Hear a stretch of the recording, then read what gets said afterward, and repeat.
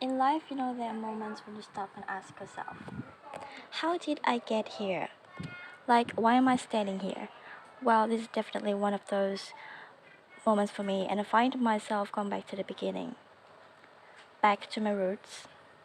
I was born to incredible parents, amazing parents who served as doctors in the Indian army. I was the firstborn, and as far back as I can remember, I made my parents very proud and happy 99% of the time. Okay, it's like exaggeration of personal achievements are allowed from time to time, don't you think? My brother was born a few years later, and even then, nothing changed for me. We were both given equal opportunities, and I want to emphasize it. I want to really emphasize this for you because I don't think a lot of people might understand that being equal might seem very normal, but where I come from, India, and a lot of developing countries around the world, more often than not, this is an exception. It's actually a privilege. My first experience of the glaring disparity between boys and girls came at a very young age. I grew up in a middle class family with extreme philanthropic parents, constantly reminded me and my brother how lucky we were and how giving back to those who were less fortunate was not a choice, it was a way of life. Simple. I was 7 or 8 years old when my parents started taking me on these visits in a traveling clinic to the developing communities around the villages around the city where we lived in called Barely. We went back into this ambulance and my parents couldn't afford it. My job at the age of 8 was assistant pharmacist.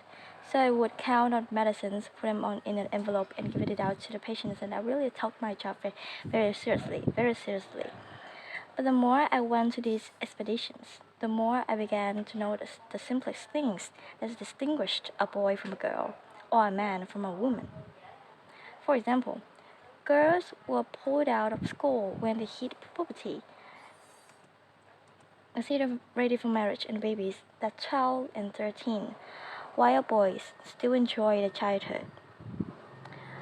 Our basic human rights such as healthcare were denied just because they were women. That is, let's call this whole experience trigger number one for me. Fast forward a few years and many triggers in between.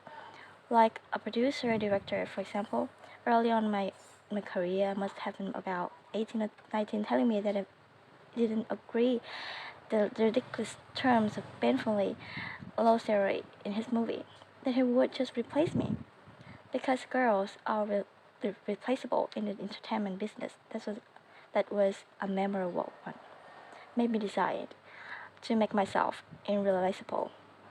But I think that really ultimately led me to create the Priyanka Chopra Foundation for Health. Around the same time, partner with UNICEF was an encounter with my housekeeper. But about 12 years ago, set early, come home from set early one day, and I was sitting in my library in some book, and she must be 8 or 9 years old. And I knew her was like, does it mean that weekday? Why aren't you in school? And she said, oh, so I want to ask her mother. Like I said, when she's in school. And mom said her family couldn't afford to send her and her brothers to school. So they chose the boys. The reason she would eventually marriage and it would be a waste of money. I was completely blown and it shook me to my core.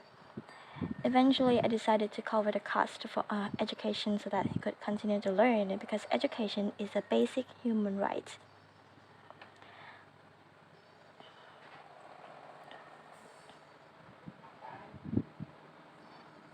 And a huge necessity, especially today, from that point. I was determined to make a difference in as many children's life as it could in whatever big or small way that it couldn't contribute.